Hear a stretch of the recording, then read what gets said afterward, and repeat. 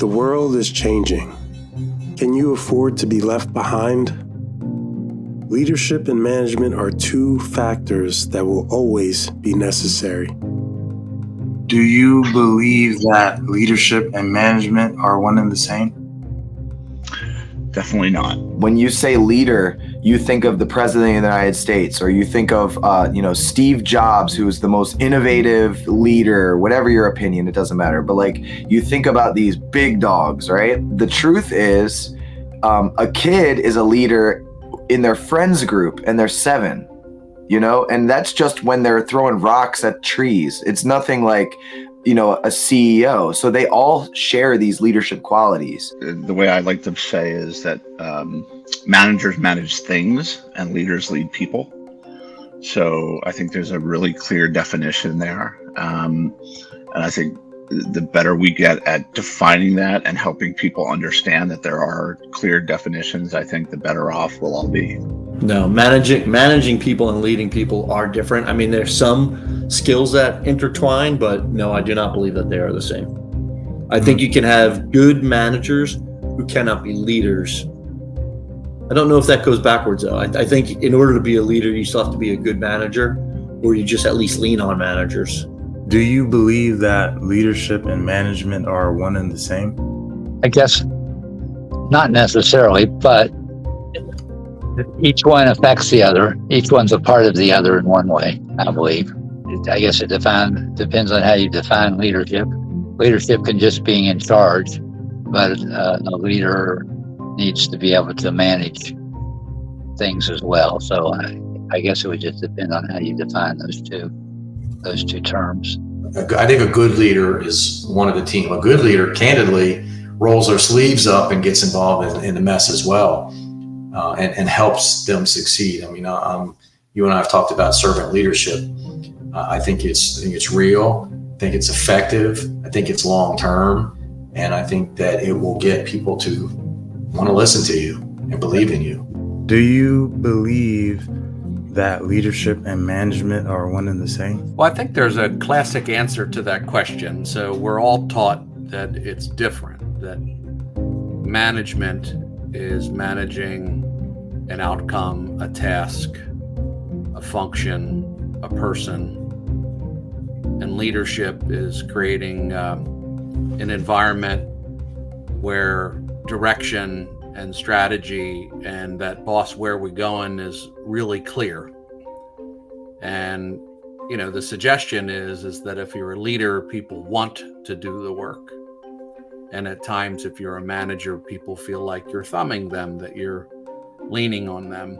So what is your current approach to developing leadership and management skills? My coaching strategy is essentially that someone would engage me. Hopefully we're together at the minimum of a year. Hopefully, as long as they want to have me around, I can provide value. But my targets are companies that are between 2 million and 40 million, that are probably run by an owner operator or 3 partners that don't really have a board of directors. So my job is to make sure they're having the conversations they need to have and getting them to look further down the road. Because when they're working in the business, they're not thinking about 1 year, 3 year, 5 years down the road. They sometimes don't have the ability to set goals. And everyone needs a coach.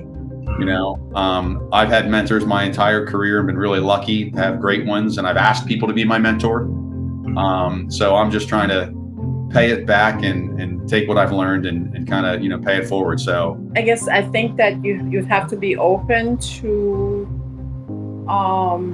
doing work that is above your pay grade a lot of the time. I think it opens you up to leadership issues, while at the same time you're filling your role, you're doing, but you sort of have to be able to do both. Okay, to develop myself as a leader, I think that it's really important for us to be constantly learning, whether it's from meeting new people, reading, attending events, just being really updated on kind of current trends, especially with technology changing so fast.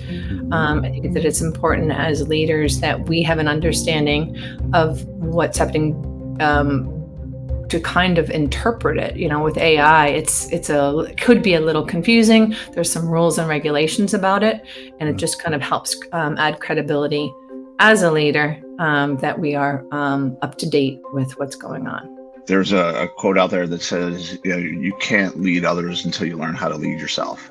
So for me, it's about that, establishing that really solid core of self-awareness, understanding who you are, what your beliefs are, what you're really good at, what you may define as something that you may define as a weakness, but it's just something that gets in the way of using your strengths. But understanding that it's a two-part scenario. So it's your awareness, but also your awareness of who it is that you're working with, whether it's an individual, team, corporation, that, everybody has a unique way of, or a unique set of skills, who they are, what they believe in. And you have to be able to understand those individuals as pieces of the whole in order to understand the whole and how to lead the individual and the whole. So what is your current approach to helping the kids and the parents and your staff also to develop leadership and management skills? One unique thing in my approach is we start from nothing. You don't have to you're not born a leader. It's whatever you've got. So when a mom or dad's holding a pad wrong, a kid can respectfully tell their mom or dad, Mr. Hayhurst told me to hold it like this. And that's a kid being a leader to someone who's an authority figure. That's true. And the parent isn't gonna say, don't do it like that. They're gonna say, in a way that allows kids to save face, here's how you make the technique better, since the parent is learning at the same time too. And how is that any different than a CEO or a manager in a company where the company just upgraded their software program and the managers don't know it? They're learning it at the same time the employees are learning it. So being respectful and engaging with those people who are under you is really important in being a leader, because you're growing at the same time, even though we have different roles in our life. I think a lot of times people get transitioned to management when the need is there versus preparing the person for the role when the role is open. So people are more reactive in their approach versus proactive. I feel our company is very proactive with that. So, maybe they're grooming me to be a manager now, but I won't be a manager for 10 years. Well, what is your biggest management challenges, or what, if there's more than one, when it comes to managing your day-to-day workflow and your time? So I think consistency is my biggest challenge, and consistency in communicating with my team. Even though I say how important it is, it's the hardest thing for me. And maybe that's why I see it as so important, because it's what is taking up most of my attention. I think habits. I think we all get into habits. Not all of them are bad and not all of them are good, but we tend to do what we like to do and we tend to ignore what we don't like to do. So it creates procrastination. We're humans. It's a normal thing. I procrastinate just like everybody else does. But I think, again, having, if not a coach, a leadership structure that helps you stay organized and walks in and asks you and when they ask you how you're doing, they look in your eyes and they listen. So in your opinion, what is today's biggest challenge for a person when it comes to being a leader and manager? I think leading different generations of team members, and it's a combination. I feel that there is a stigma associated with each generation, and I think that is not accurate. And sometimes I see leaders saying, oh, it's a Gen X, so then this must be the case. So I think it's leading with the openness of understanding the individual versus, again, their experience, their background, when I say their experience, it's going to be their age as well. Mm-hmm. I do see, though, that especially after COVID, there is a challenge of dedication to the work and commitment. That it is work, and it's a job, and it is a commitment, and things can be hard, and things can be challenging, and I guess it might be work ethic or something. So I think it's important that as leaders, we reboot that, we reprogram that, because there is a reward in that for everyone of a dedicated team member. So as far as like developing leaders and managers, or the skills that they need, like what have you seen that's been working in organizations that you worked for, and what do you think can be better? Well, I guess first and foremost, there's not a whole lot of leadership training per se.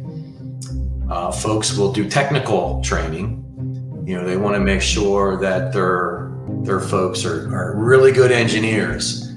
They're really good draftspeople. They're really good at masonry work. They're really good at, erecting steel. They're really good at, whatever it is that their job title is. The leadership stuff in most of these businesses is purely accidental.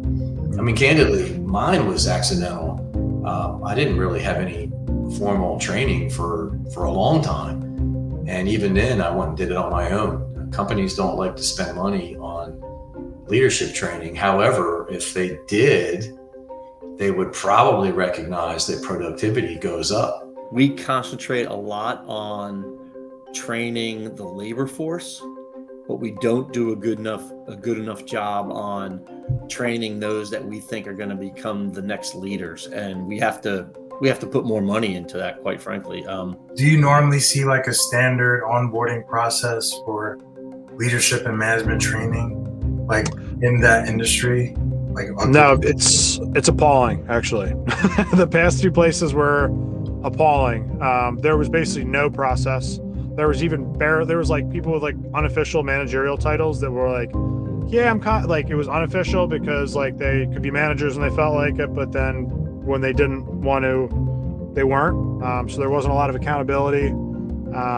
There was no real process. When people would leave in that pseudo managerial position, it would just be kind of like a little reckless.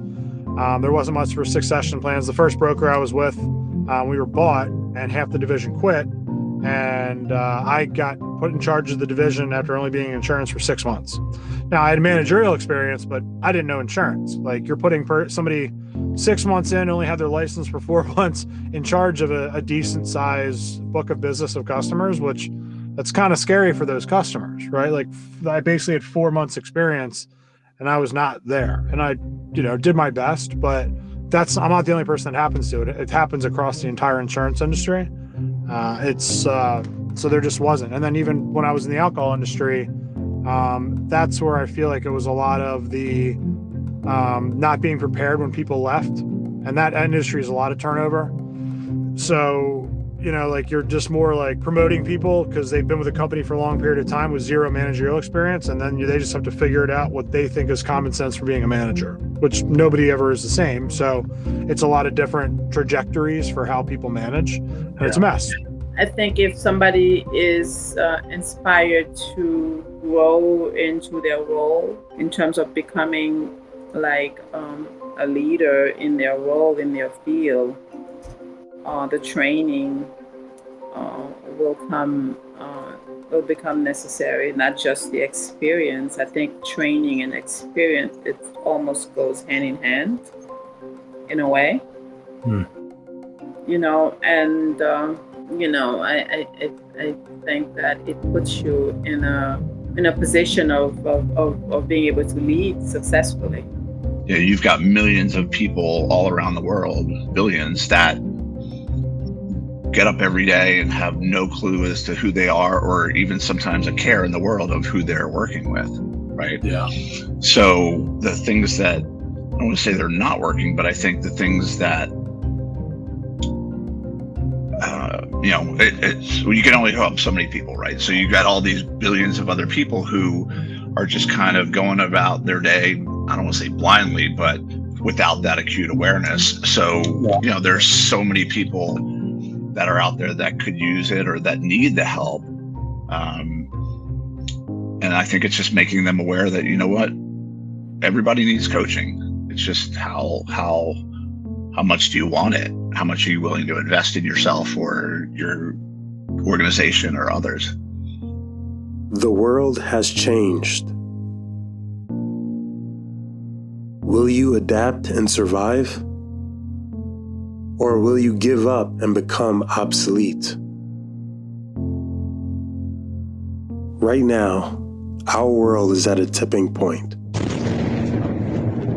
Longtime ruler Bashar al-Assad was ousted from power. Last night, Israel dropped what has been described as an earthquake bomb on Syrian military and air defense sites in the coastal Tartus region. Following the fall of the Assad regime in Syria over the weekend, the IDF Northern Command has activated an emergency plan to strengthen defenses in the Golan Heights.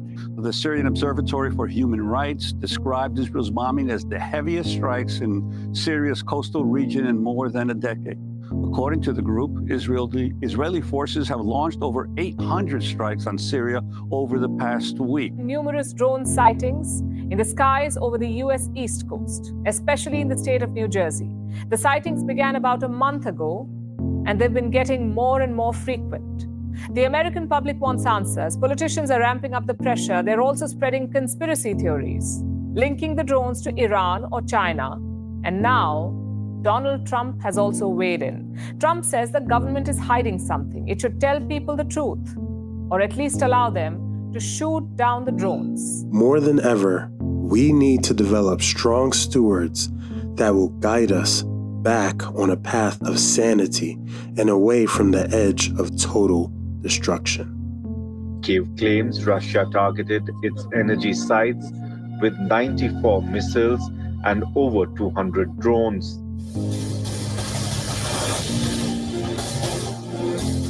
Zelensky has called for a stronger Western response. You must level up, cultivate yourself, and prepare for what is to come.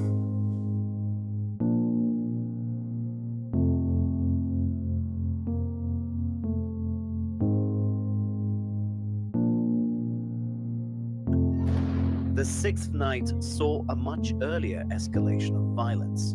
Police cleared the square and began shooting volleys of tear gas grenades. Fight for your future. Soft soldiers and police block access to the legislature, and civilians fight back. 35-year-old An Gi-ryong grabbed the barrel of a soldier's rifle. Discover the new L3M model and help to transform this world into the paradise that it was meant to be.